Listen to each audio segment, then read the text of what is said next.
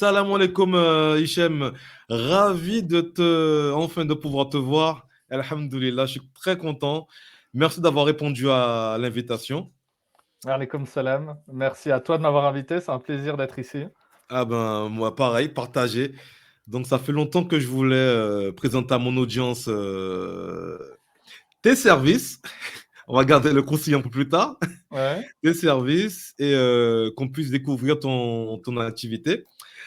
Alors, Hicham, la question que je pose habituellement, alors, quel a été ton parcours professionnel avant de créer Mizen?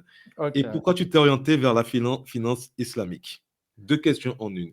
Ouais, deux questions en une. Je suis aussi le pro des plusieurs questions en une. Du coup, Mashallah. je vais essayer, Inch'Allah, de donner plusieurs réponses en une aussi. Inch'Allah. Euh, enfin, moi, je suis vraiment arrivé à la finance islamique de manière un petit peu par hasard et surtout D'accord. d'un point de vue professionnel. Donc moi, je suis un financier de base, donc avec un parcours classique, école de commerce en France, Mhm. master en finance, et je me suis orienté tout de suite dans la finance et la Mhm. banque. La raison pour laquelle j'avais fait ça à l'époque, c'était pas que j'avais une passion particulière pour la banque. Mhm. C'est juste que je m'étais dit quelles étaient les études qui seraient le plus courtes et qui me rapporteraient le plus d'argent. Donc c'était Mhm. purement par amour pour l'argent que je m'étais orienté vers la finance. D'accord. Et comme beaucoup de musulmans à l'époque, croyant, je savais qu'il y avait quelques interdictions autour de la finance, notamment que l'intérêt était interdit, que la riba était interdit, mais pas plus que ça. Enfin, je pense comme beaucoup de musulmans qui ont vécu aussi en Europe, on sait Mhm. que c'est pas bien, mais c'est pas trop grave et c'est pas Mhm. quelque chose auquel on fait vraiment attention. Et donc du coup, moi j'ai commencé ma carrière, j'ai commencé en Suisse dans de la banque privée, à analyser des portefeuilles de clients. Et en fait, l'activité de ma banque m'a amené à. On avait des filiales à Abu Dhabi et à Dubaï, donc à avoir des portefeuilles de clients moyen-orientaux, avoir Mhm. des sous-coucs en portefeuille et à me poser la question, mais qu'est-ce que c'est qu'un sous-cook? Est-ce que c'est une obligation? Est-ce que c'est une action? Je sais que c'est un titre islamique. Et donc, moi, mon intérêt pour la finance islamique au départ, il était vraiment purement professionnel. D'accord. Je demandais à d'autres analystes, à mon équipe, comment est-ce que vous analysez ces types d'instruments. Et en fait, je me suis rendu compte que personne ne savait vraiment comment les analyser. Tout le monde avait plutôt une compréhension plus ou moins globale de ce qu'était ce type d'instrument. Et moi, je me suis dit, c'est un peu la honte, étant musulman, de ne même pas connaître la finance qui est censée m'être appliquée. Et c'est un peu D'accord. comme ça que j'ai creusé le sujet. Euh, Alhamdulillah. Alhamdulillah. Et puis du coup, plus je creusais le sujet, et ce qui est marrant, c'est que ça s'est fait à un moment où plus j'étais sensible à la religion, et plus je me documentais, et plus j'essayais de comprendre ma religion. Et du coup, c'était un éveil à la finance islamique en même temps qu'un éveil à l'islam. Enfin, Alhamdulillah. C'est vrai que des fois, c'est alhamdulillah. comme ça. Ça a permis, tu vois, on ne sait pas par quelle voie les choses viennent et reviennent, mais ça a permis que tu puisses comprendre plus l'islam, comprendre on va dire, la science des Ouais, affaires, on va dire. exactement, subhanallah. Surtout que moi, ça a vraiment. La finance islamique, elle a vraiment impacté toute ma vie. Elle a impacté ma vie professionnelle, mais aussi elle a Mhm. beaucoup impacté ma vie personnelle. Et donc, plus je creusais et plus j'en apprenais sur la finance islamique, et plus je me rendais compte à quel point c'était sérieux, à quel point c'était grave, mais surtout à quel point, Ah en oui, tant oui. que musulman vivant dans un pays non musulman où il n'y a pas d'alternative islamique, en Mhm. fait, c'était compliqué, voire limite mission impossible de s'extirper de ce système financier ribaoui et de ne pas commettre de péché vis-à-vis de notre religion. Donc, à un moment donné, j'étais arrivé à un bon niveau dans ma banque. Mhm. Donc, très, très bon salaire, très, très bonne situation, très, très bon confort de vie. Enfin, tout ce dont j'avais rêvé depuis que j'étais tout petit et que je voulais faire, Mhm. mes études. Et je suis arrivé à la décision où je me suis dit, en fait, je peux plus continuer là-dedans parce que c'est pas un métier qui m'est licite, et il faut absolument que je sorte de cet environnement. Et donc, je me suis formé, j'ai fait un executive MBA à la Business Mhm. School de Strasbourg en finance islamique, Ah, machallah. avec, à l'époque, c'était en 2012, à l'époque, de me dire: «Bah, voilà, je vais me former en finance islamique et je vais ouvrir un cabinet de conseil et puis comme ça, je vais lancer, ma propre activité». Et ce que j'ai appris durant cette, enfin, ce qui était bien dans cette formation, parce qu'on avait des académiciens, mais on avait aussi, des praticiens Mhm. et du coup, ça on j'ai déblayé, j'ai appris pas mal de choses sur la finance islamique, même si ça demande aussi beaucoup d'efforts personnels, parce qu'il faut se documenter soi-même et je me suis dit: «Bah, finalement, la finance islamique, c'est, enfin, elle a des principes qui sont très, très simples». On a, pris le pas depuis que l'industrie de la finance islamique a commencé à exister, à partir des années 50-60, à avoir la fâcheuse habitude de copier ce qui existe dans la banque conventionnelle et essayer de le rendre charia compliant. Alors D'accord. qu'en réalité, dans le droit musulman, commercial, on a une liberté assez, grande d'innover parce que, tout ce qui n'est pas expressément interdit est, de base permis Et permis. Et c'est et important donc de le souligner. C'est important de le souligner. exactement et donc du coup, pour moi, je me suis dit: «Mais» enfin, c'est, en regardant comme ça à l'époque et de ma vision, de croyant, je me disais: «Mais en fait, quand on est dans l'adoration, cultuelle, nos prières, faire le ramadan, le jeûne, toutes nos adorations au quotidien, Mhm. instinctivement, on innove alors qu'on ne devrait pas innover et dans le droit commercial, instinctivement, on n'innove pas, on est des suiveurs alors qu'on devrait vraiment innover et Et pour c'est moi ça que je dis souvent. Tu dis, c'est pertinent ce que tu dis parce que souvent, je dis ça et c'est le gros problème qu'on a dans la Oumma. Mais vraiment, c'est quelque chose de vraiment, je dirais, c'est pénible en fait. Et alors que c'est clair, c'est simple et pourtant, on fait tout le contraire. Je exactement, vais pas c'est dire ça comme qu'on a d'habitude, mais bon. beh, écoute, c'est peut-être une épreuve qui nous est imposée et si le chemin était facile, bah, peut-être qu'il aurait moins de saveur, Ah, je crois mais qu'il est facile, hein. Il est il est facile, pas facile. justement. Non, mais il est même pas facile, mais c'est vrai qu'on enfin, on a cette, ce comportement heu, qui est un petit peu curieux parce qu'il va à l'encontre de ce qu'on nous suggère en tant que religion et moi pour avoir, bah, à l'époque, du coup, je me posais beaucoup la question: «Quel est le cabinet de conseil que je crée?» et finalement, je suis arrivé à la conclusion qu'on pouvait faire de la finance islamique, de manière désintermédiée. C'était Mhm. l'époque, c'était en 2013-2014, enfin, après avoir eu mon diplôme où, il y avait l'effort de tout ce qui est, financement participatif, crowdfunding et cetera et du coup, moi, j'avais un fort intérêt pour, les startups, le financement.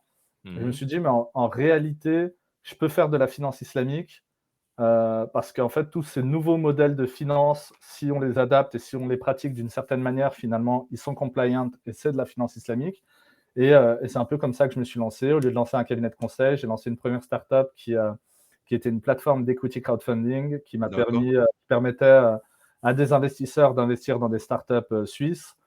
Et puis du coup, j'avais un filtre sectoriel à faire et du moment que enfin les startups, c'était un investissement qui était intéressant, puisque c'est des véhicules qui sont souvent tellement risqués qu'ils ne peuvent pas faire appel au financement bancaire et du coup, D'accord. il fallait juste, bien sélectionner de manière sectorielle, s'assurer qu'ils avaient une activité qui était licite et ensuite avoir des conditions qui, les empêchaient d'aller chercher de l'investissement, ou du financement à intérêt dans les années qui suivent.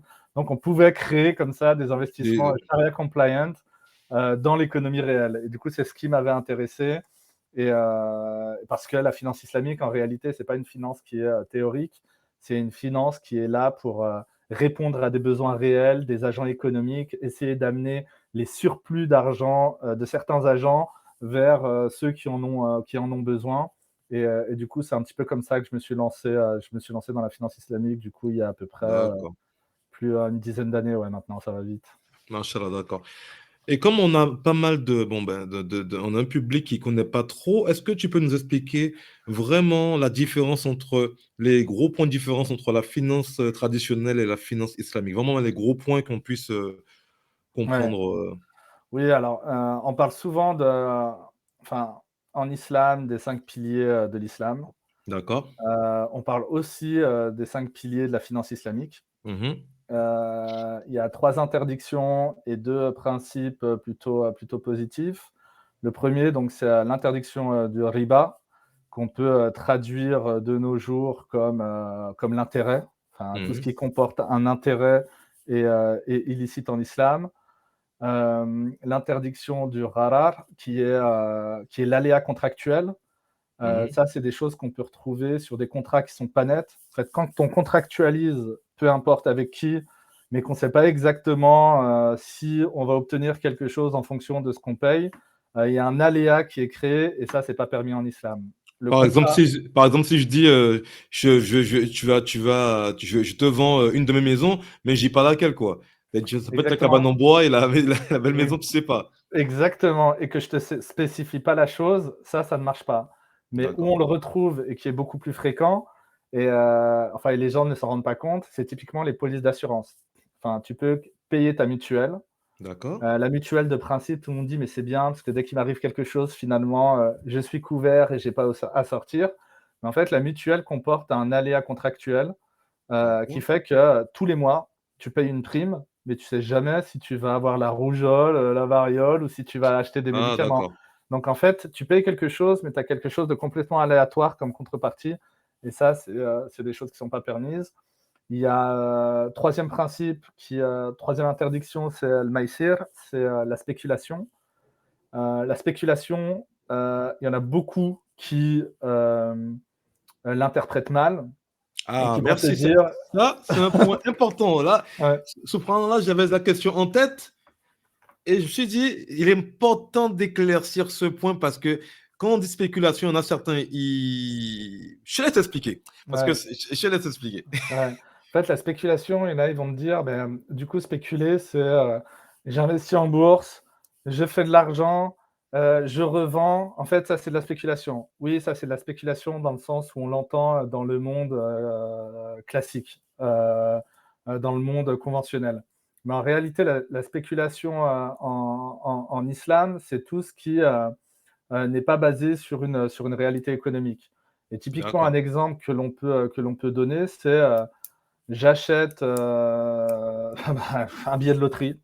Enfin, D'accord. si OK. j'achète un billet de loterie, il y a un élément hasardeux complet là-dedans, ce qui fait que je vais acheter un billet, je ne sais pas si je vais gagner. S'il faut, je vais devenir multimillionnaire, mais s'il faut, je ne vais pas gagner. Pareil, si je commence à jouer, au PMU, tel cheval va gagner et cetera. C'est pour ça que tous les paris, sportifs ou non, sont interdits. La loterie est interdite en islam. C'est vraiment à cause de cet élément spéculatif. Maintenant, la spéculation, comme les gens l'entendent, c'est-à-dire investir, gagner un profit. En fait, Écoutez bien, hein. ça c'est pas interdit et au contraire, c'est encouragé et au contraire, c'est un élément déterminant des transactions financières islamiques. Parce qu'en fait, en islam, on n'a pas le droit en finance islamique, on n'a pas le droit de prétendre à un profit si on n'a pas pris de risque. Enfin, mettre de l'argent et que le truc soit 100 Exactement. 100 garanti et que je ne prenne pas de risque, je suis complètement sûr de récupérer ma mise. Déjà, même dans le monde conventionnel, ça n'existe pas. Enfin, il y a toujours des cas de défaut, même quand on vous Mhm. dit, oui, vous pouvez acheter une obligation d'État, des bons du Trésor américain, etc. C'est du triple A ou que sais-je, et ça ne va pas faire défaut. Il y a toujours un cas où ça peut faire défaut. Ah ouais, bien L'Argentine qui sûr. a fait défaut, il y a des pays qui ont fait défaut. Et honnêtement, vu le niveau d'endettement des États-Unis, enfin, c'est pas moi qui dirais que c'est un investissement sans risque. Euh, Exactement. et du coup, en fait, mais l'activité de prendre un risque économique, c'est très bien. Et donc, j'achète une action qui est en bourse, qui est halal, je la garde et 1 an plus tard, 2 ans plus tard, je la revends, je fais un bénéfice. En fait, c'est une spéculation qui est acceptée, qui est même encouragée. C'est comme si vous vous achetiez, une maison, elle prend de la valeur, vous la revendez, il n'y a jamais personne qui va vous dire que c'est haram le C'est ça profit ce qu'on prend l'analogie. que Là, on te dit ouais, pas, voilà. Là, on dit exactement, pas ça, ouais. dont vous allez en tirer. Donc ça, c'est au niveau de la spéculation. Après, il y a 2 principes qui sont plus intéressants. C'est, justement l'adossement de toute transaction à un actif réel, un actif tangible. D'accord. Donc, enfin, on finance pas du vent. Quand on finance, c'est qu'il y a forcément il y a une vraie réalité économique, en Derrière, ouais. dessous, derrière. Et puis la dernière règle, c'est le partage des pertes et des profits. Donc, en fonction des différentes parties qui font un deal, qui font un business, qui font un investissement, on peut avoir une clé de répartition en fonction des apports de chacun. Ça dépend des contrats, mais si on apporte tous du capital, bah, du coup, on a une rémunération proportionnelle à Tout à notre fait normal, ouais. capital. Si moi je rapporte du savoir, quelqu'un rapporte du capital et quelqu'un d'autre rapporte une machine, on peut déterminer aussi une règle de participation. Mais du coup, quand on est engagé dans une affaire, c'est-à-dire qu'on peut tous gagner, mais on peut tous aussi Perdre. perdre. Et du coup, quand on prend notre perte, on la prend tous proportionnellement à nos apports. Et ça aussi, c'est important parce que dans l'époque dans laquelle on vit, on peut tomber sur des deals, des transactions, etc., où finalement, c'est toujours le petit porteur qui prend tous les risques, c'est lui Exactement, ouais, c'est qui ça. perd, et généralement, les plus gros ne prennent pas tant de risques que ça et s'en mettent quand même un petit peu plein les poches. Voire pratiquement pas du tout. Exactement. Comme on a pu le voir. Et du coup, je voulais Exactement. te poser une autre question qui est embêtante quand même. C'est vrai que pourquoi on est si en retard en France par rapport à l'Angleterre, par exemple, alors c'est connu qu'on est le pays où il y a le plus de musulmans en Europe, quoi. Pourquoi on est autant en retard, en fait? Est-ce que tu peux nous expliquer le pourquoi du comment? Alors moi, j'ai ma théorie, qui n'engage que moi Alors, je vais l'écouter. et qui est vraiment personnelle, qui est pas cool, mais enfin, moi, je suis né en France, donc je suis Mhm, français. Je suis né en Haute-Savoie. J'ai fait, mhm, quasiment toute mon éducation, en France. Mais dès que j'ai commencé à travailler, je suis vite parti, et puis faire des études. Je suis un petit peu parti à l'étranger, puis après j'ai, quasiment exclusivement travaillé en Suisse. D'ailleurs, là, je suis en Suisse, j'habite plus en France depuis une quinzaine alhamdoulilah. d'années. Alhamdoulilah. Et en fait, ce que j'ai remarqué en voyageant un petit peu partout, bah, c'est pas les mêmes populations. Les populations musulmanes de France, c'est pas du tout la même typologie que les populations musulmanes d'Angleterre, ou que les Mhm, populations musulmanes des États-Unis. Et c'est vrai que dans les cultures, disons, indo-pakistanaises, qu'on retrouve beaucoup, par exemple, en Angleterre, il y a une culture du business et de l'entrepreneuriat qui est un peu plus développée que nous. Enfin, quand je dis que nous, je dis les populations plutôt d'origine maghrébine ou mhm, d'Afrique de l'Ouest, mhm. parce que c'est ce qui représente le plus gros en France. On a peut-être moins cette fibre business. La deuxième chose, ça c'est vraiment lié à disons, les qualités intrinsèques des communautés qui ont migré là-bas. Et après, il y a tout ce qui est environnemental. La France, c'est pas l'Angleterre, c'est pas les Mhm. États-Unis, c'est pas tout autre pays. Donc, il y a une liberté de ton, d'expression, d'être soi-même, d'être fier de sa culture dans les pays anglophones Tout à fait, ouais. qu'il n'y a pas en France. Et d'ailleurs, moi, c'est une des raisons qui a fait que je suis parti de la France. Parce que, enfin, on est dans des débats qui ne servent absolument à rien. On le voit dernièrement enfin, on nous parle de Abaya à l'école, comme si le problème de l'école, c'était une robe longue que Ouais, ouais, 50 filles en France étaient en train de porter. ouais. Et du coup, il y a vraiment ce sentiment où c'est peut-être plus compliqué en France d'être fier de qui on est. Et peut-être aussi qu'on a essayé de nous faire croire que, on pouvait pas, s'organiser en tant que communauté et réussir à faire un business halal. Et je le dis comme ça, enfin, je le dis vraiment avec beaucoup, comment dire, pas de condescendance, mais avec beaucoup. Enfin, c'est vraiment quelque chose que j'ai constaté. Quand on a Mhm. lancé Mizen, moi, j'ai quasiment, enfin, tous mes potes, mon entourage, des personnes que je connais, des personnes qui étaient proches de moi, que ce soit côté business, qui m'ont dit mais non, ne fais pas ça. Pourquoi est-ce que tu veux lancer un truc pour les musulmans? Lance n'importe quel autre business, mais ne lance pas ça. Et pourquoi est-ce que tu veux le lancer en France en plus, lance-le dans n'importe quel pays, mais ne le lance pas en France. Et enfin, la communauté, elle n'est pas solidaire. La communauté, elle va te tirer dans les pattes. La communauté, elle va te faire ci. Et en fait, il y a vraiment toutes ces légendes urbaines où on croit que, en fait, au niveau de la communauté, on est tous là à se tirer dessus et à s'empêcher de grandir. Je ne dis pas que le phénomène n'existe pas, mais du coup, ça peut en dissuader plus Beaucoup. d'un à se lancer. Moi, alhamdoulilah, je suis basé en Suisse, donc j'ai été un petit peu déprogrammé de ces conditionnements depuis pas mal d'années. Et, du coup, enfin, j'avais pas ce complexe-là à me dire, bah non, écoute, enfin, je suis musulman, je l'assume, je le dis. Et puis, il y a aussi, enfin, même avec beaucoup de bienveillance, il y a beaucoup d'acteurs de la finance islamique qui m'ont dit, mais Hicham, ne dis pas que tu es islamique. Dis que tu es éthique, dis que tu fais une finance responsable, blablabla.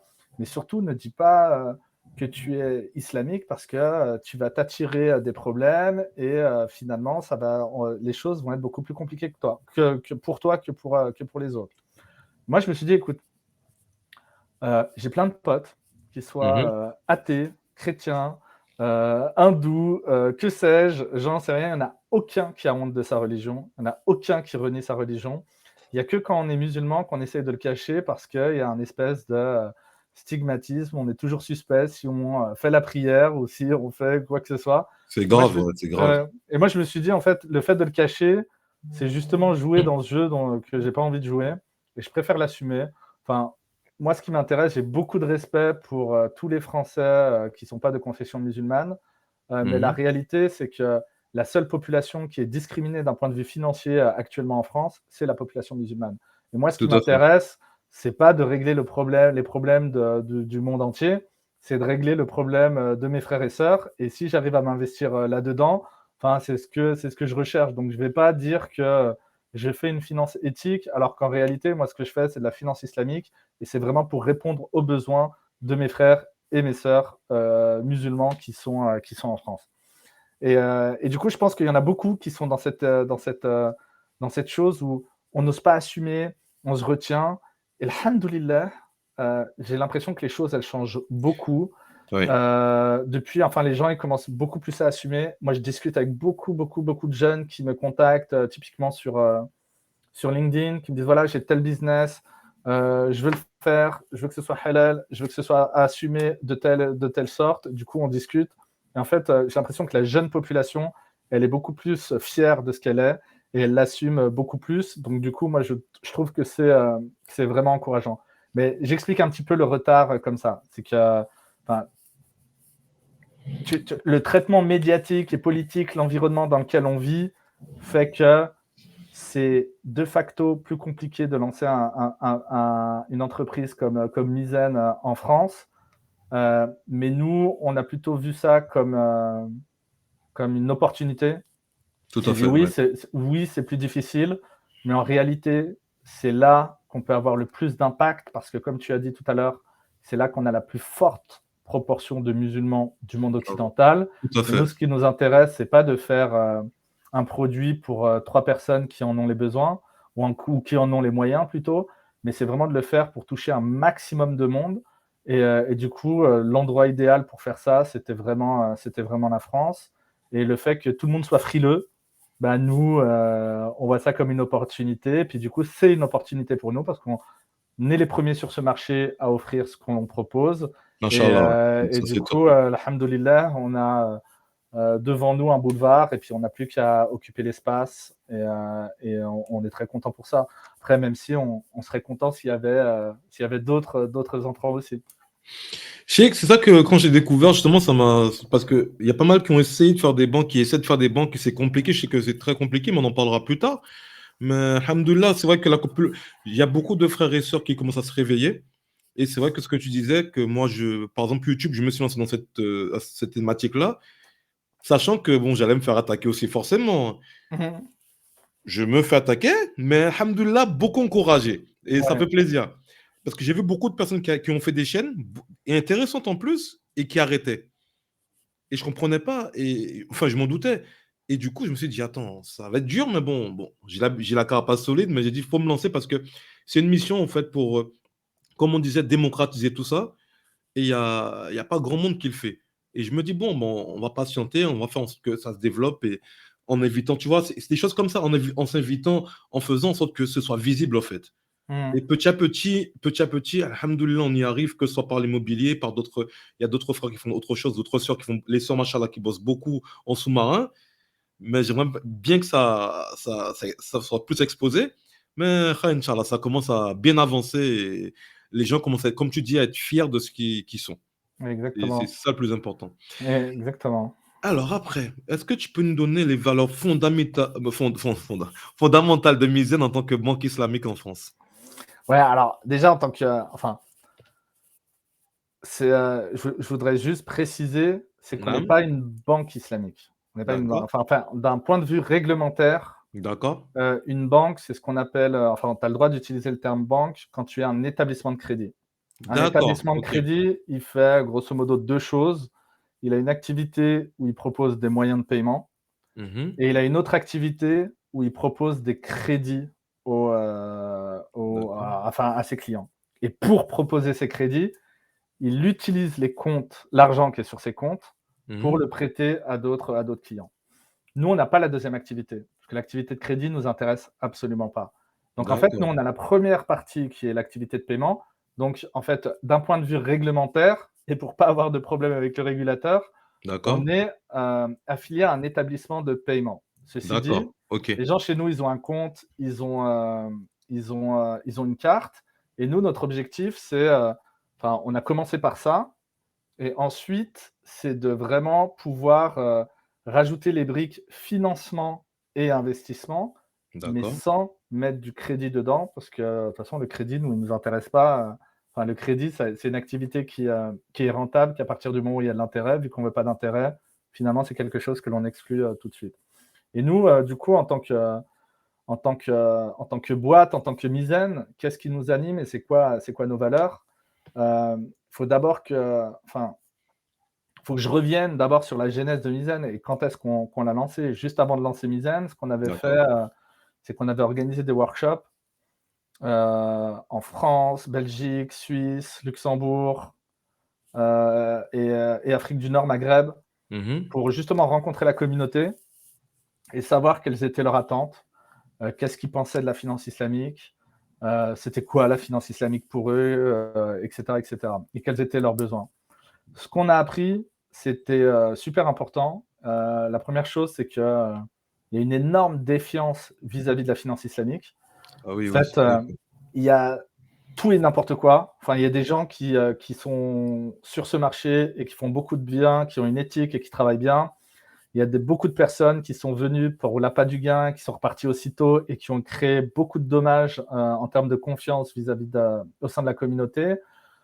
Du coup, les gens, ils ont vraiment une défiance. Et ce qu'ils nous disaient, c'est mais de toute façon, la finance islamique, c'est juste un truc marketing pour faire de l'argent avec l'islam. On n'y comprend rien, c'est un truc de voleur. Ou sinon, c'était c'est une finance pour les riches. À chaque fois qu'il y a un c'est ça qui produit, ressort, ouais. il y a que les plus riches qui y ont accès, etc. Et puis en plus, on comprend rien à votre truc. À chaque fois qu'on veut voir des explications, vous nous mettez des murabaha, des mudaraba de tous les côtés, des comment dire, des schémas super compliqués, des montages super compliqués. Du coup, enfin, on ne sait pas ce que c'est. Et tout ça, c'est normal parce que enfin, la finance, déjà, le français de base, il est pas éduqué financièrement. Et la Exactement, ouais. finance islamique, c'est d'autant plus complexe. Et étant donné que c'est islamique, donc il y a des valeurs culturelles, enfin, des valeurs idéologiques qui sont derrière.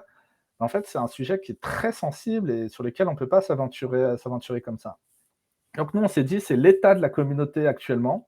Voilà ce qu'ils Mhm. pensent de la finance islamique. Donc, nous, il va falloir qu'on soit, enfin, qu'on soit absolument le contraire, qu'on réponde à toutes ces objections. Donc, on ne veut pas faire de produits que pour les riches. Donc, Ah on veut oui, que notre produit soit inclusif et qu'il soit accessible à tous. On ne veut pas faire des choses compliquées. Donc, nous, on veut être proche des gens. C'est-à-dire que enfin, tu regardes sur nos réseaux sociaux, tu regardes les différentes interventions que je fais, bah, même là, la manière dont je parle, j'essaie de parler simplement, de ne pas mettre de jargon financier et d'expliquer les choses le plus simplement simplement possible possible, pour ouais. que n'importe qui puisse vraiment comprendre. Et puis aussi, c'est de ne pas avoir peur de faire.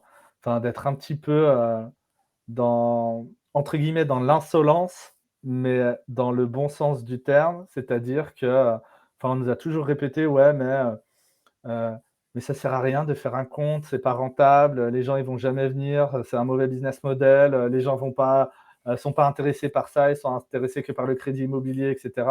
Nous on a une conviction, et c'est pas parce que personne n'a voulu prendre cette route que nous on va pas le faire. Exactement. Et puis c'est pas parce que tout le monde nous dit que ça va pas marcher que forcément ça ne va pas marcher. Donc nous on a notre conviction, on sait on est juste des, alhamdoulilah, la beauté de notre religion, c'est qu'on est tous des médecins, on n'est pas jugé sur les résultats, on est jugé sur les efforts que l'on fournit. Donc nous, on prend notre intention de départ, on fournit tous les efforts que l'on peut, et alhamdoulilah, de toute façon, le résultat, il n'est pas dans nos mains. Si ça réussit, c'est pas grâce à nous, c'est grâce à Allah, et si ça réussit pas, c'est qu'Allah voulait pas que ça réussisse, donc on aurait pu faire ce qu'on veut, ça aurait pas marché. Mais en tout cas, notre thèse, elle est vraiment là. Et du coup, nos valeurs, c'est transparence aussi, c'est la transparence, parce qu'on s'est C'est rendu important, compte ouais. qu'il n'y a pas du tout de transparence en finance islamique. Les gens, moi, à l'époque, quand je m'y intéressais en 2012, pour savoir comment était structuré un financement immobilier en France, c'était la croix et la bannière. Il n'y a personne qui te lâchait cette information. J'avais même des profs, ça m'avait choqué, qui étaient venus donner un cours justement à la Strasbourg Business School, et chez qui on avait dû faire un petit forcing pour qu'ils nous donnent les supports de cours. Parce qu'ils ne voulaient pas les partager, parce que c'était de la connaissance et parce que c'était. C'est Donc, incroyable quand même. il y a quand même des. Tout n'est pas beau, tout n'est pas rose. Il faut être très lucide sur l'état des lieux du marché. Du coup, nous, on s'est dit, on ne veut absolument pas de ça. On est ultra transparent. La semaine passée, je faisais un call avec un petit jeune qui veut lancer du financement immobilier islamique. Nous, on est en train de lancer le financement immobilier islamique, mais c'est pas grave, j'en Ah, ai parlé avec Inch'Allah. lui, je lui ai expliqué, et il le savait pas. Donc, avant d'avoir la discussion avec lui, je lui ai vraiment expliqué ce qu'on était en train de faire. Et puis, du coup, on a pu avoir une vraie discussion de frère à frère où on a pu s'aider. En fait, moi, je pense vraiment que l'ancien monde qui consiste à chacun garde son secret et personne communique avec personne. Et puis, on essaie tous de se garder son petit bout Ouais, de c'est grave. pain de notre côté. Ça, pour moi, c'est révolu. Nous, on est dans le partage absolu. On discute avec tout le monde. Qui veut faire un partenariat avec nous? Marhaba, on est super content. Et si on peut aider une génération d'entrepreneurs qui veut faire du financement, de l'assurance islamique, n'importe quoi, eh ben, on est là et puis on se met à contribution parce qu'il n'y a que comme ça qu'on peut vraiment être une communauté forte. Ah, je suis d'accord avec toi, je partage vraiment ton opinion et je suis dans la même optique. C'est pour ça que j'essaie de rassembler pas mal de personnes qui ont les mêmes convictions parce qu'il faut vraiment s'entraider. De base, ma chaîne au départ s'appelait Entraide et Rappel à la base, mais je suis passé sur autre chose Ouais. parce que j'aimais beaucoup la finance et j'ai appris au fur et à mesure, etc., etc. Et pour revenir à ce que tu disais, de toute façon, la mission est difficile, mais comme tu as dit, tu as donné quelque chose, ton métier de banquier en Suisse, et comme on dit, celui qui a besoin de quelque chose pour Allah, Allah lui facilite. Donc voilà, faut Mm. mettre sa confiance en Allah et tout ira bien. Alors, ensuite, comment Mizen intègre les principes de la finance islamique dans ses opérations et ses produits, grosso modo? Les principes, on en a parlé tout à l'heure. Mhm. Cette question, elle est très compliquée parce qu'en fait, elle dépend du produit que tu es en train de monter. Typiquement, nous, pour le moment, on a un produit, c'est-à-dire le compte et la Sur le carte de compte paiement, bancaire, c'est ouais. vraiment les moyens de paiement. Comment est-ce qu'on a intégré ça? Justement, pour essayer d'éliminer toute production de riba de notre compte. Donc, quand on développe un produit, on le fait toujours en partenariat avec notre Sharia Board. Nous, on a notre Sharia Board qui est un peu comme un cabinet d'audit ou de juristes qui nous accompagne sur ces questions. Et on travaille dès le départ avec eux parce que c'est eux qui, in fine, certifient que le produit il est halal. Et pour le certifier, il faut qu'ils soient 100% à l'aise. Sinon, s'il y a un doute, une virgule qui ne leur plaît pas, ils Ça te passe pas. retoquent le produit. Donc, pour ce qui est du compte, faut d'abord comprendre comment fonctionne un compte bancaire. Si tu vas discuter avec des frères ou des sœurs, ce qu'elles vont te dire quand tu vas leur parler de riba, elles vont te dire Alhamdulillah, mon compte, il ne fait pas de découvert, donc je ne peux pas être à découvert, donc je suis bien. Ce dont j'ai besoin là tout de suite, c'est plutôt un financement pour acheter ma maison sans intérêt, ou un financement pour acheter ma voiture sans intérêt. Alors qu'en réalité, les gens ne savent pas ce que font les banques avec leur argent. Dis-nous tout. Intéressant. Quand on pose notre argent à la banque, contractuellement, on le prête à la banque, et la banque, elle fait deux choses avec. Première chose, elle l'investit sur les marchés. Ça pose un problème déjà parce que du coup, tu as une banque qui utilise ton argent, ta propriété, pour faire plus d'argent, mais elle ne te donne pas les bénéfices. Donc, si elle fait de l'argent, elle ne te redistribue rien. C'est contraire à la principe islamique déjà. Ouais, Je partage de profit déjà. exactement. Ça, c'est la première chose qui pose problème. Deuxième chose qui pose problème, c'est que tu ne sais pas dans quoi elle investit.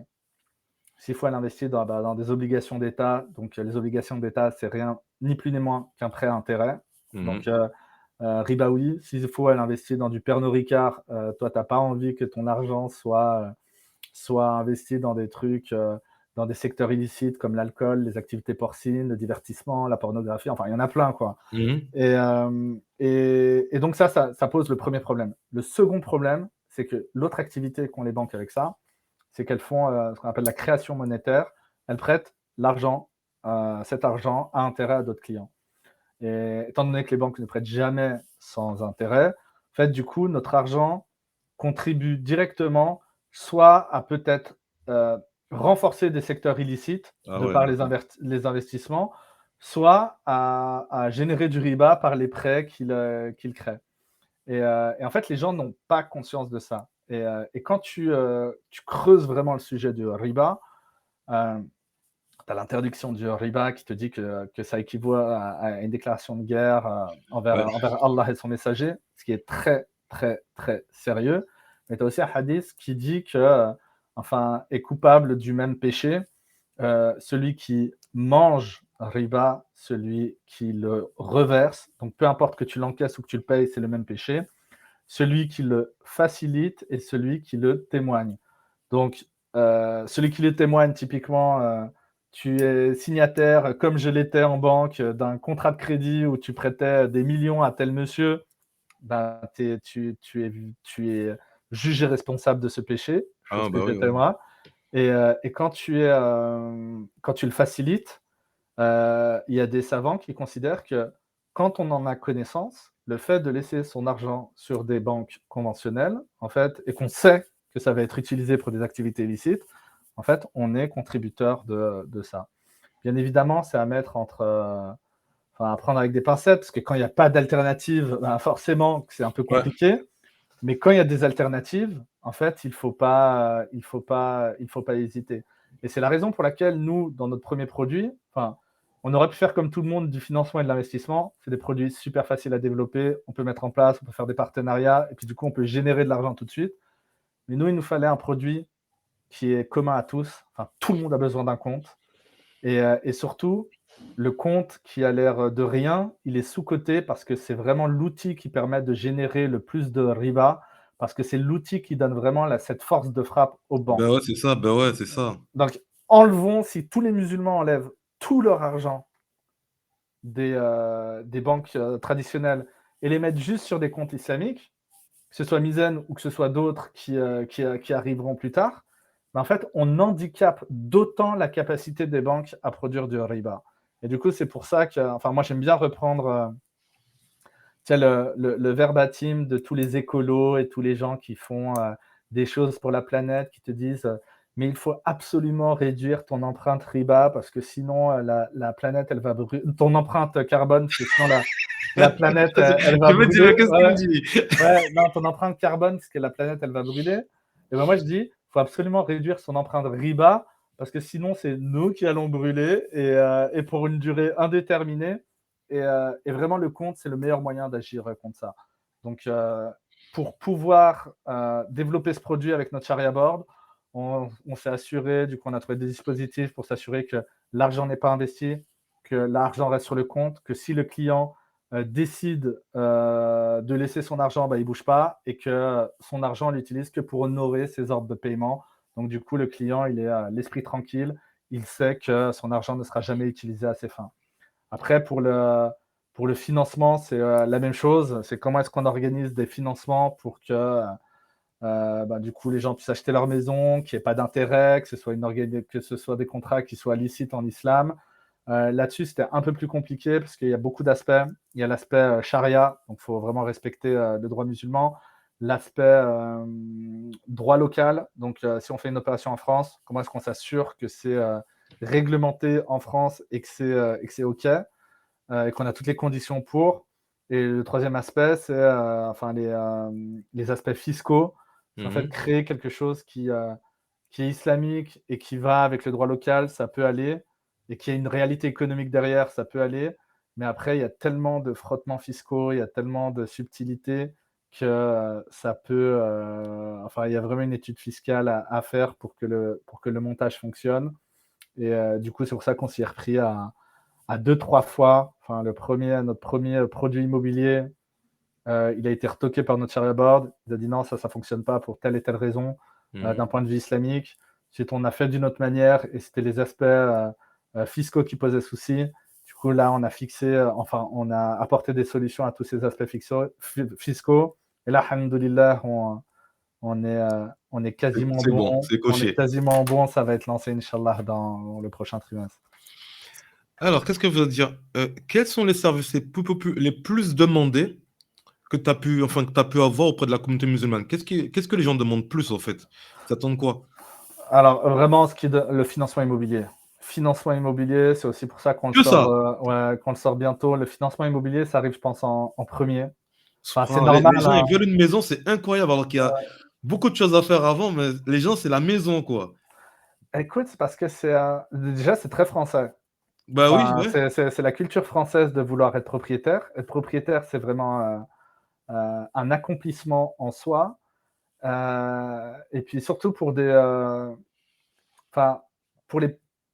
population musulmane de France, enfin, si par exemple je prends mon cas, et je sais que c'est le cas de beaucoup de musulmans en France, moi, mes parents, c'était des réfugiés économiques. Enfin, ils sont Mhm. venus en France pour avoir une meilleure vie, donc ils sont venus avec presque rien, ils nous ont éduqués pour qu'on ait beaucoup plus qu'eux, et puis ils sont contents de nous voir progresser dans la vie. Mhm. Et du coup, dans cette vie, il y a plusieurs paliers. Et le palier de la propriété de la résidence principale, c'est un statut social qui est quand même super fort en France. Surtout que économiquement, souvent, c'était le cas en tout cas il y a quelques années, il n'y a pas si longtemps que ça, quand tu prenais un crédit, tu payais beaucoup moins que le loyer que tu aurais payé pour le même bien. Donc, d'un Mhm. point de vue économique, c'était déjà rentable. Et puis ensuite, au bout de 25 ans, le bien t'appartient. Si tu es à la retraite, tu n'as plus besoin de payer le loyer. Donc, il y a plein de facilités comme ça qui sont apportées. Ce n'est pas le cas dans tous les pays. Typiquement, ce n'est pas le cas en Suisse. Mais en tout cas, ça, c'est aussi des arguments économiques qui jouent en cette faveur. Donc, vraiment, et puis l'immobilier, c'est l'investissement préféré des Français. Donc, tout le monde veut être propriétaire. Et il y a cette croyance que du moment qu'on détient de la pierre, en fait, c'est beaucoup moins risqué que n'importe quel autre investissement, alors que la pierre est aussi beaucoup moins liquide. C'est-à-dire, tu veux vendre une action en bourse, tu la vends demain. Tu veux vendre une maison, surtout en ce Ah ben, moment, bon courage, ça dépend encore, ouais. c'est beaucoup plus compliqué. Et donc, le financement immobilier et maintenant de plus en plus l'investissement. Enfin, les gens font beaucoup. Alhamdoulilah. Ouais, alhamdoulilah, ça c'est vraiment une très très bonne chose. Il y a beaucoup de gens qui nous posent des questions sur l'investissement immobilier, beaucoup de questions sur la bourse. Est-ce que la bourse est halal ou pas? Donc ça, j'en ai parlé plein de fois. À l'époque, pendant le bull run, beaucoup de questions sur les cryptos. Est-ce que les cryptos sont halal? Le bitcoin c'est halal? Est-ce que ouais, plein de questions comme ça. Surtout les Et cryptos, c'est vrai que j'ai beaucoup de questions aussi sur les cryptos, c'est incroyable. ouais, Moi-même, c'est un actif que j'aime beaucoup, donc bon, après, bon, je vais pas. Mais bon, ouais. mais Moi je aussi parle de j'aime tout. beaucoup. Ouais, moi aussi j'aime beaucoup Mais je parle de les tout cryptos. parce que bon, Et les cryptos, c'est crypto, blockchain, smart contracts, etc. Ça peut vraiment apporter une révolution dans les cas d'usage de la finance islamique. Et du coup, pour nous, c'est des technologies qui sont super importantes et auxquelles on croit beaucoup. J'ai aussi eu beaucoup de questions sur le forex. Oui, oui, oui. Il y a beaucoup de frères qui m'ont posé des questions sur le forex. Le forex, c'est vraiment une calamité. N'y allez pas, les gens, si vous nous écoutez. Le forex. Je t'inviterai, Inch'Allah, pour des débats, pour un truc crypto et forex. C'est vrai que si Inch'Allah, tu veux bien, j'aimerais bien ouais, en parler. Ça, c'est des choses que j'aimerais bien. avec grand C'est plaisir. important parce que avec des personnes comme toi, en fait, on pourra vraiment avoir des réponses sur ces choses-là parce que moi aussi, j'ai fait des vidéos sur ces sujets-là, mais c'est bien aussi que on en parle, on en discute, on fait un live, on puisse débattre de tout ça et que les gens ils aient vraiment les idées claires parce qu'il y a beaucoup de frères et de sœurs qui font du forex, qui vont dans les cryptos, sur les futurs, qui font des effets de levier, etc. Et quand je leur dis ça, ils comprennent pas, ils se fâchent, alors que je leur dis voilà, Mhm. c'est clair, net et précis. Mais la Ouais. passion parle, la passion parle. Pourtant, tu peux, moi, quelqu'un qui trade, je peux dire, bon, je sais qu'un investisseur, les hommes les plus riches sont des investisseurs. Mais quelqu'un qui trade, je peux dire, tu peux trader, mais va, si je vais trader, va sur le marché crypto spot. Il y a de la Exactement. volatilité, tu vois, ça bouge un peu plus que la bourse. Comment tu vas faire en bourse? Il faut que tu sois riche pour pouvoir trader en bourse. Mhm. Tu veux faire, tu veux faire 1%, en bourse, tu vas faire 1%. Faut que tu aies t'as 1 million, t'as 100 000, je vais te dire, OK, tu prends 1% en bourse, tu prends 2000%, je vais te dire, OK, pas de problème. Mais t'as 1000 euros, tu vas faire quoi avec 1%? Et encore, Mhm. si tu fais 1%. En fait, moi, vraiment, la bourse, je le vois beaucoup comme plutôt de la préservation de richesse, enfin, de la préservation de valeur, Mhm. parce que tu as plein de. Et de la défiscalisation. Enfin, ça, c'est super important. Parce que tu prends deux personnes lambda. Allez, par exemple, on prend un avocat d'affaires musulman, un avocat Mhm. d'affaires non musulman. L'avocat d'affaires musulman qui fait attention à la manière dont il gère son argent, il va forcément payer plus d'argent que l'avocat d'affaires non musulman. Parce que Mhm. l'avocat d'affaires non musulman, il va avoir son banquier va lui proposer plein de produits pour défiscaliser tel truc, vous pouvez investir là-dedans, etc. Et souvent, c'est des choses, des polices d'assurance, etc. Souvent, c'est des choses qui sont investies en bourse. Donc, en fait, le premier effet que ça apporte, c'est que tu peux défiscaliser, payer moins d'impôts, et en plus, tu as mis de l'argent sur un support qui est géré d'une certaine manière et qui est investi en bourse. Quitte à avoir, je sais pas, 100 euros quelque part, Mhm. autant les avoir sur une action, puisqu'au fil des années, il y a plus de chances qu'elle prenne de la valeur si tu choisis bien ton action, plutôt que de le laisser sur ton compte en banque, parce que tu sais que l'année prochaine, à la même date, L'inflation, ouais, tu parles de. tes 100 euros coûteront 90 euros, valeront 90 euros. Donc en fait, laisser son argent sur son compte, c'est prendre un investissement qui perd 10% chaque année. Donc c'est Et vraiment. c'est ce qu'on doit voir, c'est qu'il y a un gros problème d'éducation financière au sein de la Oumma qu'il faut vraiment régler. Et tu sais, c'est tous ces trucs-là qui ont fait que cette chaîne-là, j'ai créé parce qu'on a beaucoup de choses à faire. Et je compte avoir, Inch'Allah, beaucoup d'intervenants. J'ai commencé déjà pour qu'on puisse vraiment ce combat-là le mener. Et de t'avoir aujourd'hui, je suis très content parce que c'est une solution. Ah, je sais pas, je vais avoir des problèmes peut-être, mais il y a des capitaux qui vont peut-être partir, mais bon, Inch'Allah, Alhamdulillah, on est là pour ça. Mais c'est super important parce que même moi, j'ai découvert il n'y a pas longtemps et on cherchait une banque. Moi, je suis en contact avec des personnes qui tentent de lancer une banque aussi, mais qui galèrent depuis longtemps. J'entends, on va lancer une banque, on va lancer une banque. Mais même les musulmans sont découragés, ils disent, ben, on entend toujours, mais ça en est où tel projet, ça en est où tel projet? Et j'entends quelqu'un sur, je sais plus, je sais vu où, TikTok ou je sais plus, Instagram. Ah, on a une banque, on a une carte bleue, on a un truc, on a lancé un truc. Je fais, attends, mais il est passé parmi les mailles du filet, j'ai pas vu. Et alhamdoulilah, je suis vraiment honoré que tu puisses être là. Ouais, c'est moi qui est vraiment ravi d'être ici. C'est vrai que c'est super important ce que tu dis, parce que c'est vraiment une question de mindset. C'est-à-dire que Ouais. les gens, moi aussi j'en connais, qui ont essayé de créer des banques depuis 25 ans. Et en fait, c'est justement ce qu'on disait tout à l'heure, c'est que si tu veux vraiment créer une banque telle qu'elle est, c'est-à-dire un établissement de crédit, il te faut d'une part plusieurs dizaines de millions d'euros, Mhm. d'autre part beaucoup de temps, beaucoup de réglementaires, employer des équipes de compliance pour tout mettre au propre avant d'aller demander ton agrément. Et ton agrément, tu mets beaucoup de temps. Nous, ce qu'on s'est dit, un peu en mode, vraiment en mode entrepreneur, startup, fintech, c'est une banque, elle fait quoi? Grosso modo, la banque, elle fait 3 choses. Elle te propose un compte et des moyens de paiement. Elle te D'accord, c'est pas mal. propose des solutions d'investissement. Elle te propose des solutions de financement. Financement, ouais. Compte et moyens de paiement, on l'a fait, donc c'est bon. Pourtant, on n'est pas une banque. Et deuxième chose, il nous reste les solutions d'investissement, les solutions de financement. Moi, dans mes précédentes startups, j'ai proposé et du financement et de l'investissement sans être une banque non plus. Donc en fait, il y a tout un scope, et c'est ce qu'on disait tout à l'heure sur l'innovation, sur le fait qu'on puisse innover en finance islamique. En fait, on a un environnement juridique qui change, réglementaire qui change au niveau de l'Europe. On a un environnement technologique qui change aussi beaucoup. Et en fait, tous ces changements, soit on a peur, on se dit ah c'était mieux avant, soit on se dit mais en vérité il y a plein d'opportunités, comment est-ce que je peux faire pour pouvoir les saisir? Et le projet Mizan, il y a 10 ans en arrière, il n'aurait pas été possible. Ou sinon il nous aurait demandé 10 fois, même 20 fois plus d'argent. Et là, c'est grâce à toutes ces évolutions, grâce au progrès technologique, grâce aux économies d'échelle qu'on peut faire ici et là, qui fait qu'on a réussi à le mener. Et du coup, nous, c'est ce que je disais tout à l'heure, nous, on prend le contre-pied de tout ce qu'on Malheureusement, peut ouais. voir pour arriver à nos fins. Nous, notre objectif, c'est quoi? Proposer de moyens de paiement, ça y est, c'est bon. Maintenant, on veut proposer des financements et de l'investissement, et Inch'Allah, ça va arriver.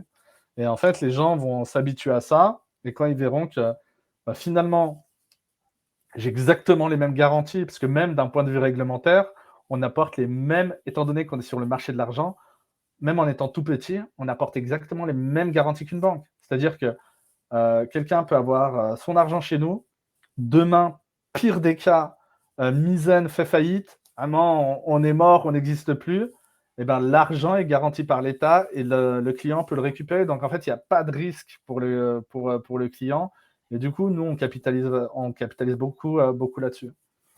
Ah, alhamdoulilah. Alhamdulillah. Mais j'allais te poser la question, pourquoi j'irais chez Misen, mais bon, je suis pratiquement convaincu, on va dire. Si tu sais pas encore, c'est que j'ai mal fait mon job. Ouais, Non. ouais, c'est que j'allais te poser cette question-là, j'allais t'expliquer t'as répondu à beaucoup de questions que j'allais te poser pour les défis que tu as eu en France et compagnie. Donc, grosso modo, on a compris ça. Et par exemple, moi, donc en gros, si je comprends bien, donc la banque que j'ai, mon argent, il travaille à des fins pas très islamiques. Ouais. Et voilà, donc déjà c'est l'argument de poids parce que c'est bien tu connais le système bancaire et c'est vrai qu'on entend parler de ça. On entend beaucoup parler de Mhm. ça. Et alors même les banques en ligne, tu veux me dire, même les banques qu'on comprend en ligne là, qui font pas de découverte, tout ça, c'est le même truc. Ça dépend de leur statut. Au départ, moi, Mhm, j'étais un gros utilisateur de Revolut parce que c'était un établissement de paiement comme nous. Et du coup, à l'époque, d'ailleurs, c'est Revolut qui m'a donné l'idée de lancer Mizan. Et à l'époque, je me suis mhm, dit, mais en fait, c'est la solution la plus islamique que j'ai trouvée, donc je la garde. Sauf que Revolut, comme N26, comme plein d'autres banques en ligne, oups. faut regarder leur statut. Mais au départ, elles commencent comme des établissements de paiement et après, elles essaient de devenir des vraies banques. C'est quand elles deviennent des vraies banques que ça devient problématique. En plus de ça, des services annexes qu'elles peuvent proposer qui ne sont pas forcément licites. Mais du coup, oui, même une banque en ligne, ça dépend, elle peut poser problème. Et surtout, je vais t'apprendre un autre truc, c'est qu'à chaque fois que tu utilises ta carte, je sais pas, tu es peut-être chez Boursorama ou chez n'importe quelle banque. Boursorama, c'est bien réputé dans la communauté. Bah, disons, à chaque fois que tu utilises ta carte Boursorama, tu fais gagner de l'argent à Boursorama. Donc, tu vas, je sais pas, à la Fnac, t'acheter un bouquin à 10 euros, tu as à peu près 0,20% du montant qui est reversé à Boursorama parce que la banque de la Fnac a considéré que Boursorama a facilité la transaction du fait qu'elle patronise la Subhanallah, carte. c'est incroyable quand même. Donc, la chose, c'est que, enfin, on voit bien que les banques, elles font rien pour nous. Enfin, elles ont ignoré la communauté musulmane depuis des décennies. Mais en réalité, non seulement on leur met à disposition notre capital pour qu'elles travaillent et qu'elles s'enrichissent plus, mais en plus, en utilisant la carte, on leur fait gagner beaucoup d'argent. C'est Moi, quand incroyable. j'explique ça à des clients Mizen, je ne touche plus mes autres cartes et je vais faire fonctionner que la carte Mizen, comme ça au moins, c'est vous qui gagnez l'argent. Et pourquoi j'irais chez Mizen? Du coup, c'était ça ta question. Enfin, indépendamment du fait que nous, les produits et notre raison d'être, elle est vraiment là pour servir la communauté. Mais enfin, il y a tellement peu d'initiatives dans la communauté qu'en fait, il faut pouvoir les supporter et donner de la force aux frères et sœurs qui lancent des choses. Moi, je suis dégoûté parce que j'habite en Suisse. Toutes les personnes qui font du financement islamique, enfin, il n'y a rien en Suisse, mais du financement islamique ou un peu quelques investissements ou même des assurances, obsèques, etc., islamiques, elles sont en France et du fait que je suis résident en Suisse, je ne peux même pas y accéder. Mais sinon, en fait, j'aurais souscrit à tout le monde, même si tu n'as pas besoin, mais juste pour leur donner la force et montrer un Tout à fait. signal que moi, mon argent, je veux qu'il aille là-dedans. Et puis en faisant ça, enfin, c'est encore plus important qu'un bulletin de vote. J'ai une anecdote qui est assez marrante. J'ai été harcelé par un des voisins de ma mère. Ma mère, elle me disait, mais j'ai un voisin, il a appris que tu avais créé Mizen, et puis du coup, il veut te parler, il veut ton numéro de téléphone, et moi, la règle, c'est vous donner mon numéro à personne. Enfin, si les gens veulent me contacter, ils me contactent par les biais qu'il faut, mais Tout je à veux pas fait. que... Enfin, j'ai eu un moment où mon numéro, il était partout dans la nature, et j'avais tout le monde qui m'appelait tout le temps, que je connaissais pas, donc c'était un peu compliqué. Non, tu donnes pas. Puis du coup, j'ai senti que je mettais ma mère dans une situation un petit peu difficile parce que du coup, elle était gênée. Le frère, il est super gentil, super bien. J'ai fait, ok, vas-y, donne-lui mon numéro. Il appelle, ouais, j'ai vu que tu avais fait ci. Est-ce que tu fais du financement islamique? Je fais, non, pas encore, mais ça va arriver. Il fait, ok, bah, tu lui expliques quand même comment fonctionne le compte, etc. Il me fait, ok, bah, dès que tu fais du financement immobilier, je viendrai ouvrir un compte chez toi. En fait, le frère, il l'a vraiment dit avec la bonne intention. C'est ouais, je viendrai ouvrir un compte. Il a cru que ça me faisait plaisir. Alors qu'en réalité, non, ça ne me fait pas plaisir. Parce qu'en fait, c'est super simple d'arriver une fois qu'il y a tout qui est prêt et qui est là. Mais où a été la solidarité? Comment est-ce qu'on s'est entraidé pour arriver jusque-là? Et en fait, ce que les gens ne comprennent pas, c'est que si vous voulez, et c'est peut-être aussi une des raisons pour lesquelles on est en retard en France, si vous voulez vraiment que on ait dans 5 ans, 10 ans une diversité de services financiers, faut pouvoir dire au marché: «Nous, on veut ça». Et en fait, Exactement. si parce que nous, on sait qu'on est sur, enfin, qu'on est très, très, très regardé et pas que par des acteurs islamiques, même par des acteurs conventionnels. Tout à fait. Qu'est-ce qu'ils veulent savoir? Est-ce que les gens vont chez Mizzen?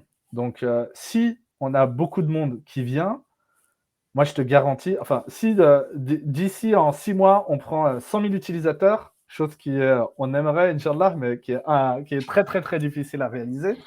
Je te Inch'Allah, Inch'Allah, Inch'Allah, en tout cas, on va mener ce combat. Inch'Allah. exactement. Parce Mais qu'il le faut. je te garantis que même après, non seulement il y a d'autres frères qui vont se dire: «Ah, si ça fonctionne, moi je vais pouvoir me lancer dans un autre créneau et puis je vais créer encore une plus grande diversité dans les services financiers islamiques».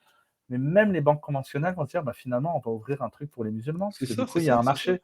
Ben Et oui. si on veut vraiment avoir le choix à un moment donné, faut dire aux gens: «Mais nous, on veut consommer de la finance halal». Comme on a dit à un moment donné, on veut consommer de la viande halal. Et puis du coup, tu as pléthore d'acteurs qui sont arrivés et en plus, qui ne sont pas forcément issus de la communauté. Et c'est là que le drame. Enfin, moi, je pense que en tant que communauté, on a cette responsabilité de proposer ce dont on a besoin et surtout, on est les mieux placés pour savoir ce que veut vraiment nos frères et nos sœurs.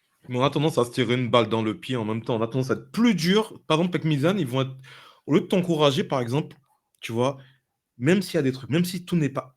Le but, c'est d'encourager, justement. Exactement. D'encourager. C'est ça. Et c'est le manque de soutien. Tu te fais canarder. Tu te fais canarder. C'est quelque chose de.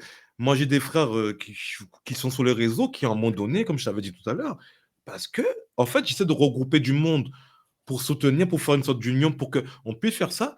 Mais si tout le monde est tout seul, c'est très compliqué. Donc, on essaie comme tu as pu le voir quand je t'ai contacté, d'avoir le maximum d'acteurs dans ce secteur-là pour que les gens ne lâchent pas. Parce qu'il y a plein de gens qui sont tout seuls derrière des commentaires tous les jours, des haters, des haters. Donc, c'est une armée qui arrive, comme on dit, les haramistes, qui connaissent tout, qui n'ont pas fait d'études en finance islamique, qui vont te dire non, c'est la spéculation. Comme tu disais tout à l'heure, ils vont te dire ouais, mais quand tu parles d'une maison, non, c'est pas un problème.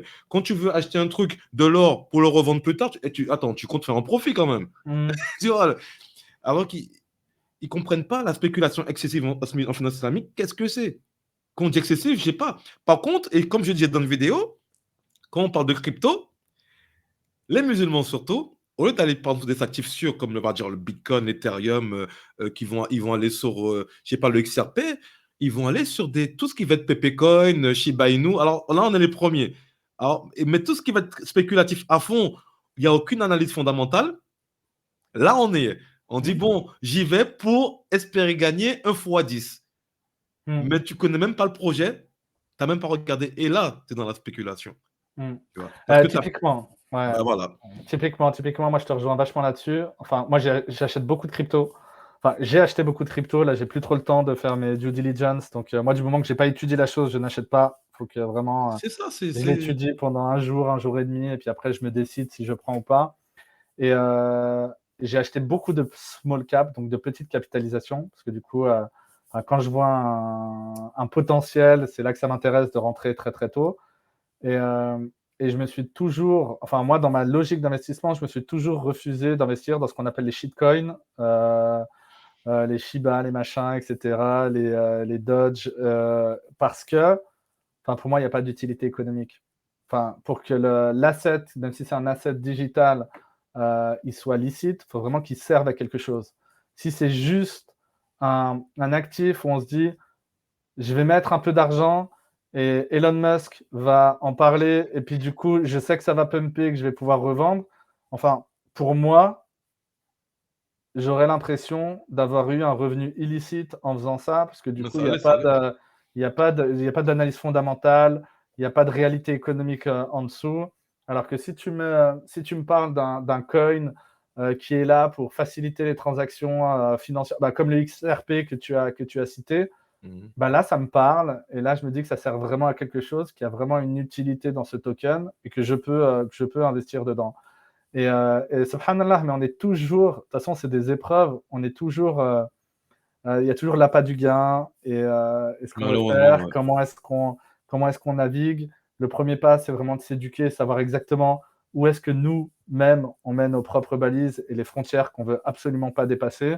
Et une fois qu'on a déterminé ça, comment est-ce qu'on s'amuse dans ce terrain de jeu pour faire fructifier son argent, l'investir ou enfin, utiliser son argent d'une manière qui nous empêche pas de dormir sur nos deux oreilles le soir.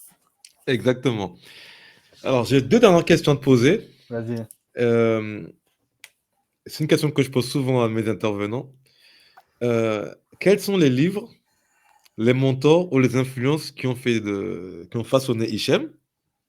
Et si tu devais offrir 3 livres Wow, 3 livres. à quelqu'un, choisis bien. Bon, hormis Coran, bon, obligatoire, bon, tu vas à la maison ou livre de hadith. Quoique, livre islamique, si tu as un truc, il n'y a pas de problème. Mais pas le Coran. Ça, c'est obligatoire. Donc, si tu aurais 3 livres à offrir à quelqu'un, quels seraient ces 3 livres? Donc, ceux qui t'ont influencé, les livres ou les mentors, et 3 livres à offrir à quelqu'un. Que tu aimes bien sûr, pas.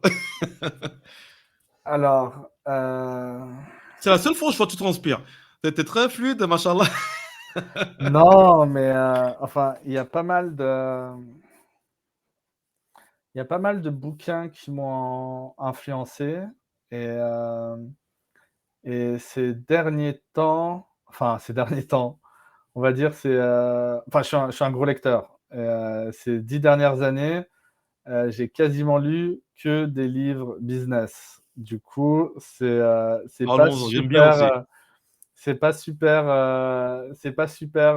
enfin, intéressant forcément pour les gens. Si, c'est intéressant. Ouais. Tu te trompes, c'est intéressant. Et moi, parce que moi, j'aime beaucoup aussi. Justement, c'est intéressant. Alors, Et, moi, j'aime le business. Bah, alors, je vais te changer. Moi, j'aime le business. Dis-moi 3 livres que tu m'offrirais, 3 livres de business. Voilà, on va aller comme ça. euh, alors, il y a un livre qui m'a Ah, il y en beaucoup a un, oui. changé. Il y a un livre qui m'a beaucoup changé, moi, d'un point de vue entrepreneur. Ouais. C'est, je ne sais plus si j'ai vraiment le titre en tête, mais je crois que c'est The Ultimate Sales Machine. Euh, Ah, si. c'est la machine à vendre ultime, tu vois, si je te traduis ça en Si, si, si, français, si, si, si, si, si, si, si, si. en français à la va-vite. Si, si. Moi, je suis financier à la base, donc je ne suis pas du tout un vendeur. Mais j'ai fait, enfin, avant de lancer Mizen, j'ai fait un petit peu de conseil en innovation, plutôt pour des multinationales et ici en Suisse, donc vraiment des très très gros clients. Et du coup, j'ai fait pas mal de, enfin, je recherchais mes clients, c'est moi qui les démarchais, etc., etc. Et ce livre, il m'a complètement transformé sur comment aborder, comment ne pas lâcher, comment lorsque j'ai un lead, je peux aller jusqu'à 7, 8 relances pour pouvoir signer. Comment faire mes relances aussi, comment mener mes entretiens clients, etc., etc. Et ce livre, il m'a beaucoup appris sur la vente. Et du coup, enfin, ce livre m'a particulièrement impacté d'un point de vue business. Un autre bouquin que je pense, je considérerais, enfin, je proposerais, d'ailleurs, que j'envoie souvent aux gens, c'est le livre de Shir Taqi Ousmani, Mhm. An Introduction to Islamic Finance. Ah, j'ai entendu parler de celui-là, ouais. Donc, c'est enfin une introduction à la finance islamique. Mhm. Je pense qu'il doit exister en français. Euh, Mais enfin, c'est court, il n'est pas très long, je pense qu'il fait 300 pages, et puis du coup, il couvre un petit peu tout. Et ça permet aux gens d'avoir un bon aperçu, un bon C'est un lecteur panorama. qui dit 300 pages, hein. Pour ceux qui Ouais. commencent pas la lecture, ouais, 300 pages, c'est un pavé pour eux, tu vois. Ouais. Non, non, non, mais c'est, enfin, ça se lit super facilement. Et puis, ce genre de bouquin, en fait, tu n'es pas obligé de tout lire. Tu Exactement. Tu lis ce peux, qui t'intéresse. ouais, tu peux regarder, enfin, si tu as un sujet de l'investissement, tu vas regarder l'investissement et puis c'est tout. Si tu veux regarder autre chose, tu regardes autre chose. Enfin, tu peux choisir ce que tu veux. Un autre bouquin, mais du coup, qui m'a beaucoup influencé dans le business, mais qui n'est pas du tout un bouquin business, c'est L'Alchimiste de Paulo Coelho. Ah, ça fait 2 fois Euh, qu'on me le ressort, celui-là. euh, Eh ben, dis pourquoi, donc. pourquoi est-ce que je le ressors? Parce que enfin, moi, quand j'ai décidé de lancer Mizen, j'avais 40 ans. Subhanallah. Et je me suis dit, bah, j'y vais. Pourquoi? Parce que, en fait, riba, ça a été toujours enfin, quelque chose que j'ai évité dans ma vie, qui m'a causé beaucoup de problèmes et sur lesquels j'ai toujours dû faire du bricolage. Et en fait, je veux faciliter ça. Moi, enfin, j'étais arrivé à 40 ans, donc en fait, enfin, moi, je peux continuer comme ça, hein. J'ai mes alternatives, je sais comment faire mes choses. J'ai fait la croix sur plein de projets que j'ai jugés qui n'étaient plus importants pour moi. Et puis du coup, enfin, je construis pas Mizen pour moi, grosso modo, mais je l'ai créé pour mes enfants, à me dire que eux, je veux qu'ils aient les mêmes facilités que tout le monde. C'est-à-dire que s'ils veulent se créer un patrimoine, qu'ils aient les opportunités pour pouvoir les financer. S'ils veulent investir, qu'ils aient les opportunités d'investissement.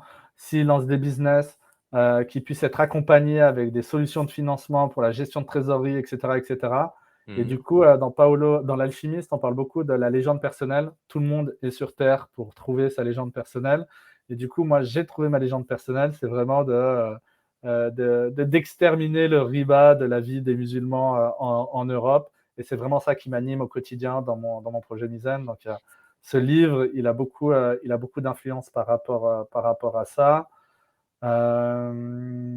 Et puis, je dirais le dernier que j'ai lu, c'est The Founders. Mhm. Je crois que c'est The Founders. Soit c'est Founders, soit c'est The Founders. C'est l'histoire de PayPal. Donc, avec Elon Musk, Peter Thiel, enfin toute la PayPal mafia, comment est-ce qu'a été créé PayPal, pourquoi est-ce que tous les gars de PayPal, finalement, on les a retrouvés soit dans des fonds LinkedIn. qui gèrent des millions, soit dans Ouais, enfin, dans plein de success stories, dans plein de exactement, licornes, ouais. dans plein de choses.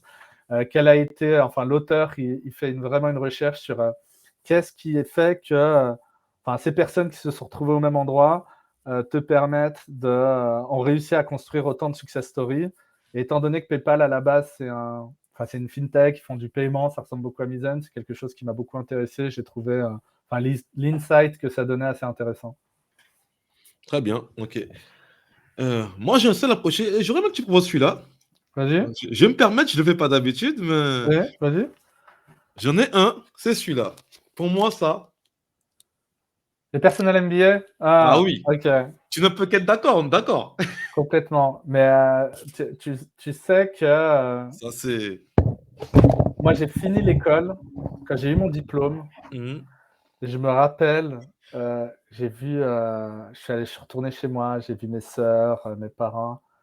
J'ai fait Alhamdoulilah, je touche plus un bouquin de ma vie, j'en peux plus. Parce que, j'étais on te fait lire n'importe quoi à l'école, que des choses qui sont pas forcément intéressantes. Et en réalité, j'ai jamais autant lu que depuis que j'ai quitté l'école. Alhamdoulilah, c'est Euh, beau ça en général. ouais, exactement. Et j'ai appris plein de choses avec des bouquins.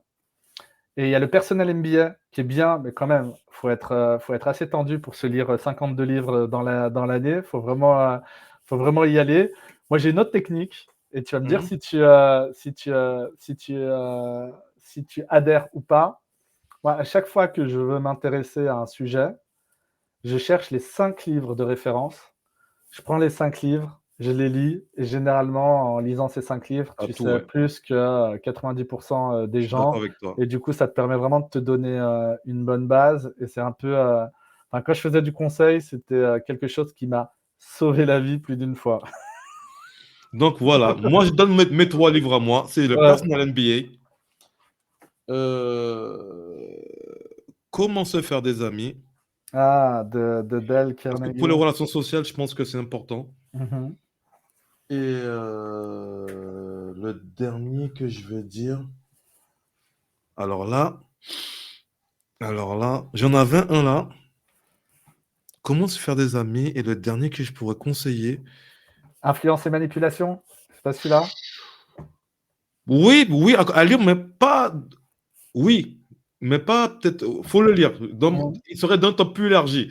Mais, mais le dernier qui est vraiment. Ah oui, un livre vraiment que j'ai beaucoup aimé. Et malheureusement, il est en anglais. On peut l'avoir en audio en français, mais il est en anglais. C'est Pas d'excuses de Brian Tracy. Alors, moi, personnellement, c'est un livre que j'aime beaucoup. Pour Mhm. moi, il y a tout dedans. Enfin, pratiquement tout dedans. Mais c'est ces 3 livres-là, si je vais conseiller, c'est Pas d'excuses de Brian Tracy. Ouais, je le Après, connaissais c'est un pas top celui-là. 3. Il y a beaucoup plus de livres que je pourrais conseiller, mais là où moi, c'est important de lire. Moi, personnellement, la finance, c'est à cause de ces livres-là, dont la base, un père riche, père pauvre. Encore, j'ai plus écouté que lu, mais c'est à partir de là que les yeux se sont ouverts et j'ai commencé à chercher des solutions financières islamiques. S'il n'y Mhm. avait pas ça, parce que j'avais abdiqué, il n'y aurait pas eu ça à la lecture, ben, j'aurais pas été intéressé à faire tout ce que je fais aujourd'hui. Vraiment. Complètement. Complètement. Ouais, Donc, comment on peut s'intéresser à participer à Mizan, aider Mizan ou, je sais pas, est-ce qu'il y a des levées de fonds, est-ce qu'il y a des, parce que demain, il y a des gros investisseurs musulmans, demain, s'il y a quelque chose, je ne sais pas si tu as fait une levée de fonds, quelque chose, est-ce que ça tourne déjà bien? Est-ce ouais. qu'il y a. On a déjà fait une levée de fonds en 2021. On avait Mhm. levé des fonds auprès de 80 investisseurs Machallah. de la communauté. Et du coup, ça a super bien marché. On était très contents. Et du coup, là, on est encore en levée de fonds.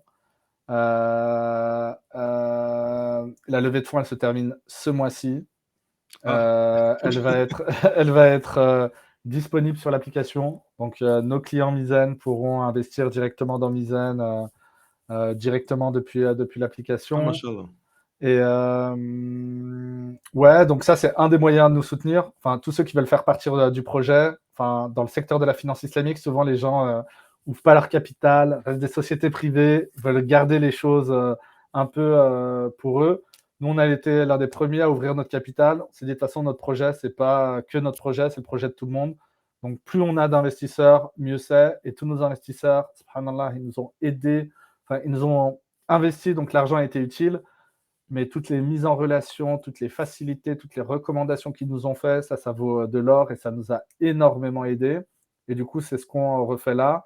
Donc ça, c'est un moyen. Donc ceux qui sont intéressés, je ne sais pas si on pourra laisser mon LinkedIn ou quoi, mais tous ceux Non, on qui va sont tout laisser, intéressés, tu m'enverras tout, je ouais, mettrai tout dans la description et tout, ouais, les liens pour l'application. Je mettrai tout ce qu'il faut comme info pour qu'on puisse, sauf ton numéro, bien sûr, ouais, c'est vrai. que j'ai du mal à, que j'ai même du mal à avoir, j'ai dû, ouais, mais c'est, bon, je pense que c'est Subhanallah quand j'ai désespéré Exactement. que Subhanallah, tu m'as, tu m'as contacté. Excuse-moi, Asmal, la dernière question, si tu devais véhiculer un message, une citation qui changerait la vie de quelqu'un ou qui a changé ta vie, quel serait ce message? C'est la dernière question. Après, je te laisse tranquille. Ça t'a déjà donné beaucoup de valeur, machallah. Ouais. Alors moi, il y en a une vraiment qui guide ma vie, c'est Inna ma'al yusri yusra, l'usri yusra. C'est Naam. avec chaque difficulté, en fait, vient une facilité. Donc, un verset du Coran qui est Naam, ouais. répété 2 fois. Et ça, je me rappelle toujours à chaque fois que j'ai Quelque chose qui coince. chaque fois que j'ai une difficulté, je me dis c'est quoi l'aspect positif là-dedans. Et subhanallah, on est souvent à se dire ouais, galère, cette chose. Pourquoi moi j'ai pas de chance, etc. Et finalement, je pense que si tout le monde fait un petit peu une rétrospection de sa vie, on va tous se rendre compte que les difficultés d'un jour, en fait, c'est ça qui ont Subhanallah, permis grave, de ouais. belles choses Ah après. ouais. Donc en fait, à chaque fois qu'on a une difficulté, enfin en tout cas moi, à chaque fois que j'ai une difficulté, je me dis c'est bien, c'est que j'arrive à un next step. Qu'est-ce qui va se cacher derrière et qu'est-ce que je vais pouvoir découvrir? Et du coup, c'est plutôt moteur. Et une autre chose que j'aime bien, c'est, enfin, j'ai un frère avec qui je suis en contact et je pense qu'il avait mis ça, je sais plus, sur sa description WhatsApp ou Mhm. Instagram et que j'ai beaucoup aimé. C'est enfin, certainement que la citation, elle n'est pas du tout comme ça, elle n'est pas officielle, mais en tout cas, le contenu, moi, j'ai trouvé qui m'a beaucoup parlé. C'est je suis apaisé du fait de savoir que ne m'atteindra que ce que Allah a décidé pour moi et que si Allah ne le veut pas pour moi, bah, du coup, ça ne se passera pas. Grosso modo, tout ce qui t'arrive, c'est qu'Allah l'a voulu. Donc de toute façon, tu ne peux rien y faire et tu es obligé de faire avec. Et tout ce que tu voulais qui ne s'est pas passé, c'est qu'Allah ne voulait pas que ça t'arrive. Donc finalement, tu n'as que ce tu es sur le chemin sur lequel Allah t'a mis et tu dois être satisfait de tout ce qui t'arrive, que ce soit bon ou Exactement. Et c'est mauvais. souvent bien pour toi. C'est vrai que, et ça revient à ce que tu dis, Mmh, subhanallah, derrière. Ça colle exactement. Tu vois, exactement. les deux collent. Les deux Mmh, collent exactement. Et c'est exactement ça. Je suis tout à fait d'accord avec ça. C'est même l'histoire de ma vie aussi. Donc voilà, si des fois tu as appris à être résilient, tu as eu des épreuves dans la vie qui t'ont rendu résilient, sinon tu n'aurais pas pu supporter ce que tu peux supporter aujourd'hui. Tu vois, mmh, il a dû avoir ces trucs-là qui ont fait que tu aies l'ambition de faire des choses. Si tu n'avais pas certains échecs, ben, tu ne l'aurais pas fait. Et ça, maintenant, quand je vois l'échec complètement différemment. Qu'à l'époque, il y avait une fatalité. Maintenant, quand je vois un échec, alhamdoulilah, j'apprends quelque chose. J'apprends à être plus fort. Tu vois, je continue, je pousse. Et ça, c'est quelque chose. Dans chaque échec, je vois toujours une victoire. Parce que exactement. tu ne ressors jamais sans rien, en fait. Et sinon, Exactement. je t'ai dit, j'aurais abandonné la chaîne YouTube depuis très, très longtemps. Parce que c'est vraiment un sujet. Je te dis, il n'y en a pas beaucoup. Je ne connais pas beaucoup qui font ça sur YouTube. D'actifs, là, il n'y a que Amar, je ne sais pas si tu as dû voir avec moi. Et on s'entraide, on fait un peu des lives ensemble. Mais après, Inch'Allah, je ne vais pas tourner plus longtemps. Machallah, Merci. j'ai pris beaucoup de temps. Mais Alhamdulillah, c'est un c'est plaisir. important pour la communauté. Je pense qu'il y a beaucoup de contenu. Machallah, et que c'est vraiment, même pour moi, c'est très instructif. Donc, ben, j'encourage, je mettrai tous les liens. J'encourage vraiment à soutenir le frère. Même pour vous, vous avez entendu. Donc, allez voir c'est quoi Mizen. Il y aura tous les liens. S'il y a des questions, vous contacterez l'équipe de Mizen. Voilà. Donc, c'est franchement, moi personnellement, tu m'as convaincu. je vais, je pense que je vais m'enseigner en ce jour même, Inch'Allah. Ouais. Faut ouvrir mon compte Mizen et donc c'est Ouais. cool. Donc normal, on peut mettre son salaire dessus. Il y a pas, c'est pareil. Exactement, exactement. Tu télécharges l'application, tu peux ouvrir ton compte, enfin, tu fais les Tu démarches peux en faire des quelques minutes. sous-comptes ou pas, des trucs comme ça. Pas encore, ça va arriver. Là, on est en train de refondre toute l'application pour permettre les sous-comptes, Car les Inch'Allah. De coffres, toute façon, etc. on fera, je pense, il y aura des questions. On fera, si Hichem, parce qu'il est très pris, sachez-le, il est très pris, ça bouge pas mal. Mais si on pourra faire en live avec les questions-réponses, Avec on le fera. plaisir. Mais c'est important de faire une interview aujourd'hui pour qu'on puisse voir c'est quoi Mizen. Et Inch'Allah, on fera un live pour pouvoir, il puisse répondre aux questions-réponses. Et je pense aussi, je l'inviterai pour la crypto, c'est important. Et peut-être tout ce qu'il faut avec ses compagnies, parce Avec que plaisir. pour qu'il puisse un peu expliquer tout ça, les dérives qui est autour de ça. Donc voilà. Avec grand Bah, plaisir. Claude Hichem, c'était Wafik très barakallah. instructif. Qu'Allah te récompense et te facilite dans tous Amin. tes projets, c'est super important. Amin. Qu'Allah te facilite Fais des aussi. doigts pour Hichem et soutien au max. Franchement, réfléchissez. S'il faut soutenir un projet, c'est maintenant, jamais. Il faut vraiment maintenant. Renseignez-vous, mais pleurez pas après si demain il n'y a rien. Il y a un frère qui a fait bouger les choses. Et je pense qu'il a fait un parcours du combattant. Je sais que c'est pas facile. Donc voilà, les fois qui réussissent, il faut les soutenir. Enfin, moi personnellement, c'est comme ça que je vois les choses. Bon, qu'on fait comme. Wafik barakallah. Et tout le monde, ben, je vous invite à regarder dans les liens en description un message épinglé. Allez, assalamu alaikum wa rahmatullahi wa barakatuh. Wa alaykoum salam wa rahmatullah. Voilà, c'est bon.